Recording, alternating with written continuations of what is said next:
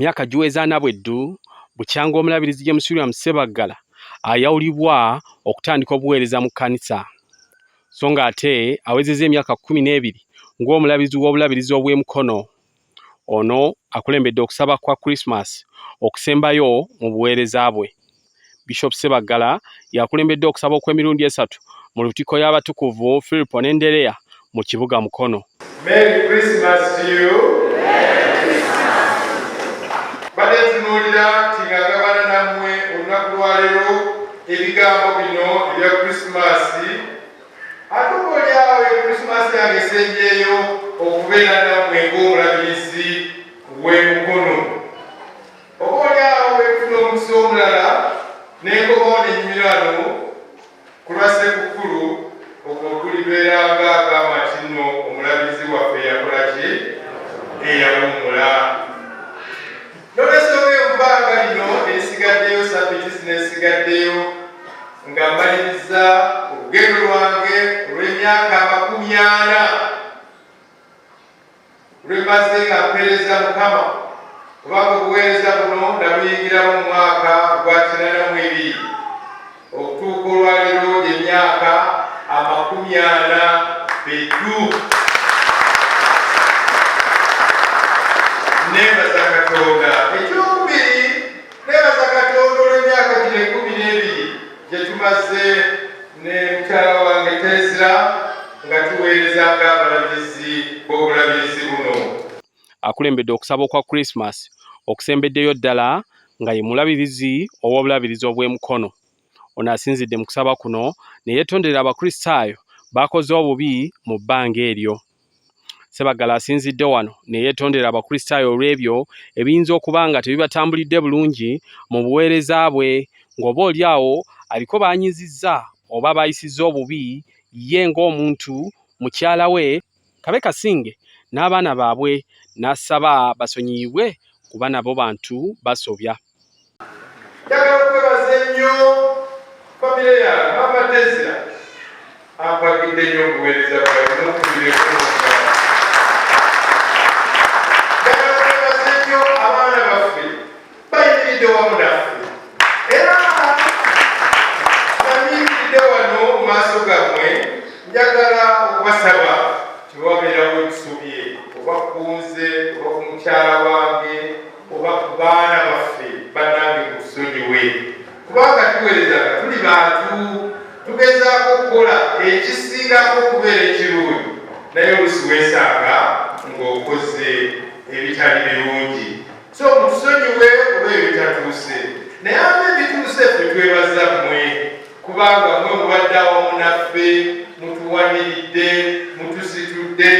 Ayogedde ku mbeera egenda maaso mu ggwanga n'agamba nti ekyewuunyisa kwe kuba nti buli mwaka lwe gutuuka ku nkomerero kiringa akagenderere ng'eggwanga lituuka mu kusoomoozebwa okw'enjawulo.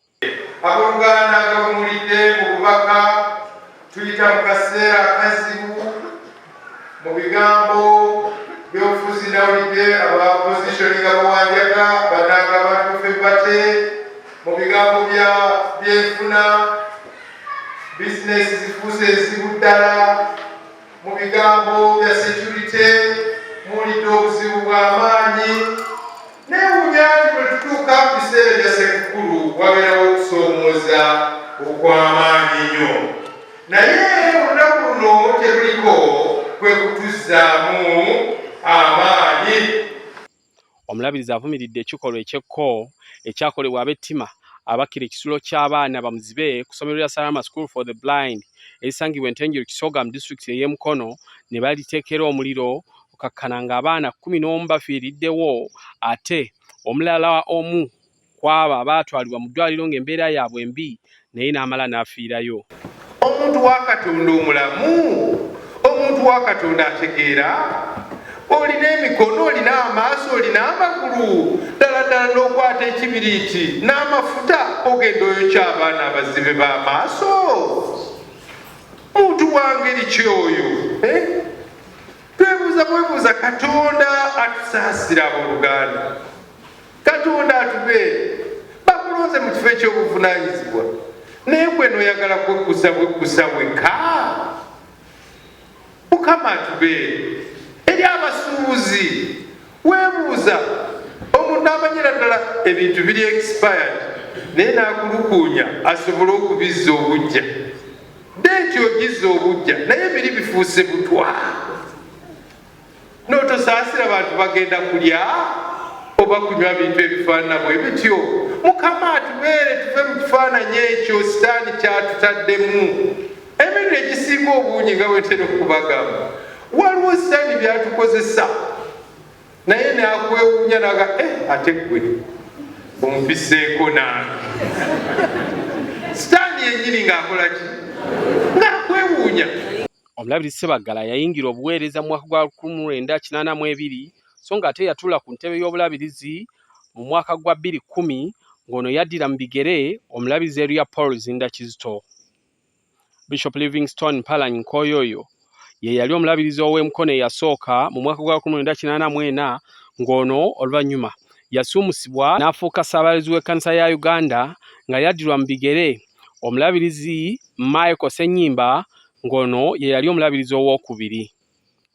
Mu kiseera kino enteekateeka ez'okulonda omulabirizi addako owookutaano ziri mu giya nga akakiiko akalondebwa Diocesan Synod okukola omulimu ogw'okusunsula abaavaayo okwegwanyiza ekifo kino kigambibwa nti bo ogwawe baagumala dda.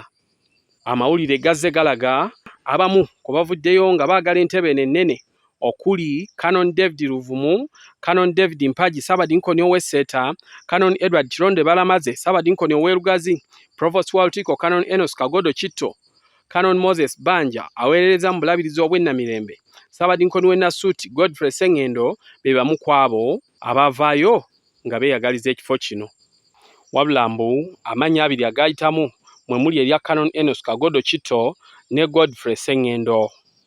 Kigambibwa nti gano ge gaaweerezebwa mu nnyumba y'abalabirizi esuubirwa okutuula mu mwezi guno ogwa January erondeko omu anaafuuka omulabirizi ow'e Mukono addako. Wabula obukakafu obwenkomeredde ku nsonga eno busigalira ennyumba ey'abalabirizi bw'eneeba evuddeyo n'eronda omulabirizi owookutaano alindiriddwa ng'enkuba Abakulisitaayo mu bulabirizi obw'e Mukono.